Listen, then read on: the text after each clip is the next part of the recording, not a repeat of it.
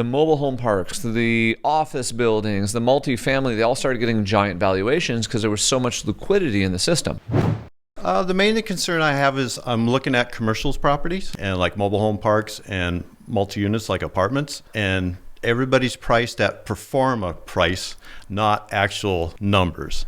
And that's where I have a problem. Is what they want for it is at the pro forma end, and what its value is what it's performing at now. So how do we bridge that gap?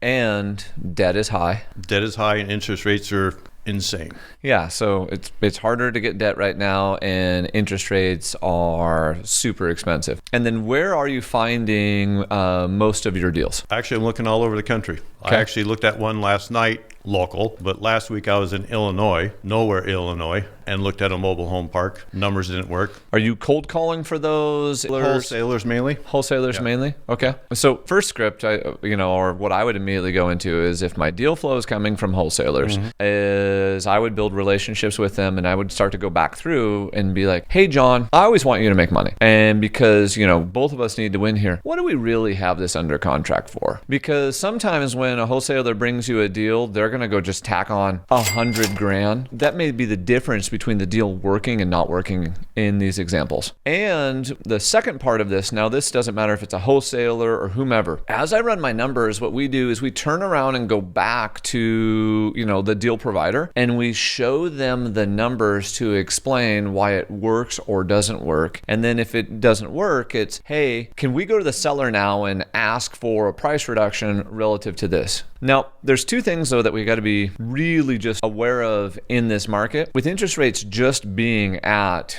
3%, 3.5%. A lot of sellers are still living in the past, and then they haven't readjusted to today. And their cap rates are also reflective of the past, and the cap rate hasn't adjusted to today. And their valuation model is stuck on 3%. So when the Federal Reserve took us to 0% interest rates and left us there, what they did was they inflated the value of every asset and created speculation. So they're chasing all these assets. So the mobile home parks, the office buildings, the multifamily, they all started getting giant valuations because there was so much liquidity in the system. Part of it may be too that you are just slightly ahead of the curve, and you have to wait for that pain to settle in a little bit more. So, the timing of the market and that how this is just starting and being ready. So one, I think you should totally be out there just knocking the doors, making the phone calls, chatting with the people. Two, have the conversation with the deal provider about the numbers that work for you and structures that work for you, because it may not be price, it might be terms. We might be able to take a deal where the seller wants more than you and I are willing to pay, but maybe they're willing to carry it at a discounted interest rate.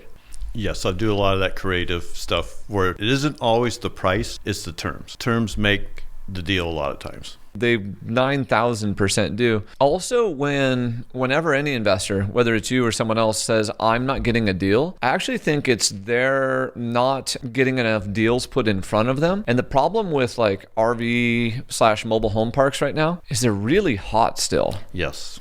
It's a hot market. It's a hot market. And then second, a lot of the U.S. has stopped permitting the future development of those. And so mobile home parks specifically, I believe there's going to be more RV parks, but I believe the mobile home park is going the way of the extinct dinosaur, and that most of the U.S. is basically going to stop permitting them. I mean, you're from our area.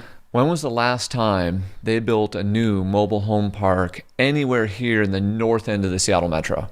I could think of couple RV parks, but as for mobile home parks, not that I can think of. RV parks, yes. RV parks, yes. Mobile home parks, no. So what we have to realize as investors is mobile home parks are on the endangered species list. I think that's part of it. RV parks, I think, are going to be here to stay, and I think they're going to be a great cash cow. I love the one that they built up there in Arlington. Yes. I know the guy. Phenomenal. Right. And they put one in just up in Cedar Woolley, just off Cook Road, too. Oh, okay. Perfect. Took him a couple years to get his permits, but he's full 90% of it. Just kind of going back to this, my thought would be increase the amount of deals that you're looking at. Do some of your own additional prospecting. Do some of your own additional letters, because, and I like wholesaling, so this isn't meant to be negative against wholesalers, but a wholesaler is going to take the quickest, fastest route to money, which may not necessarily be getting you the best deal. It may only be getting you 5% off. Smash the like button, hit subscribe. Thank you for watching. If you enjoyed this video, watch this one too.